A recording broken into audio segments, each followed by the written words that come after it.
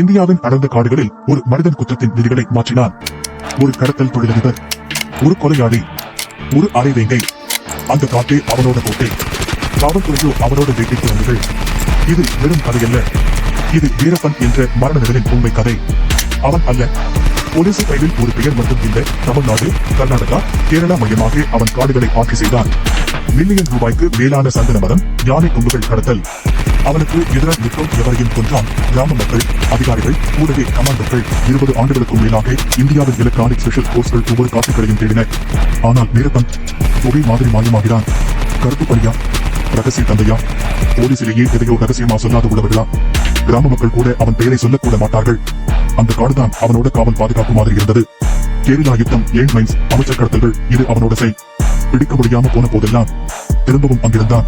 அவன் வெறும் குற்றவாளி இல்ல, அவன் ஒரு மாஸ்டர் டெக்னீஷியன். மண்ணடியில் கடைப்பிடி, பெண்கள் குழந்தைகளை கவசமா வைப்பது. 6000 சதுர கிலோமீட்டர் காட்டுக்குள்ளே அவன் கும்பலை பிசகாமா நடத்தினான்.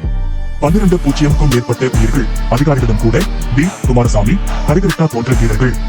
அவர்களை கொலை செய்தது வெறும் கூலி செயல் இல்லை, அது அவரோட அடையாளம். 2000 இல் Kannada cinema super star doctor ராஜ்குமாரை கடத்தினான். அரசே பேச்சுவார்த்தைக்குள்ள வந்துச்சு. வீரப்பன் மீண்டும் தப்பிச்சான். 204 காவல்துறை வலுவான முடிவுக்கு வந்தது.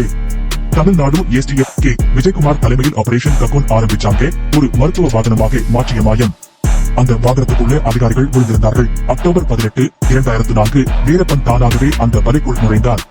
ஒரே நொடியில் 4 துப்பாக்கி வெடிகள். காடு அமைதியடைந்தது. வீரப்பன் அந்த நிழல் அழைக்கப்பட்டான். ஆனால் அவன் பற்றிய மர்மம் இன்னும் உயிரோடு இருக்கு.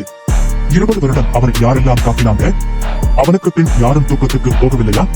அந்த ஆபரேஷன் மிகவும் நேர்த்தியா நடந்ததா? அவனையே ஏமாற்றி விட்டார்களா?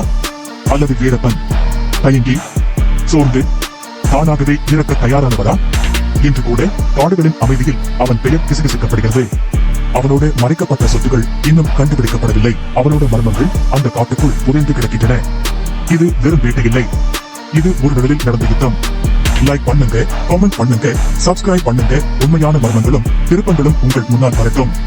ஏனெனில் காடு மறக்காது.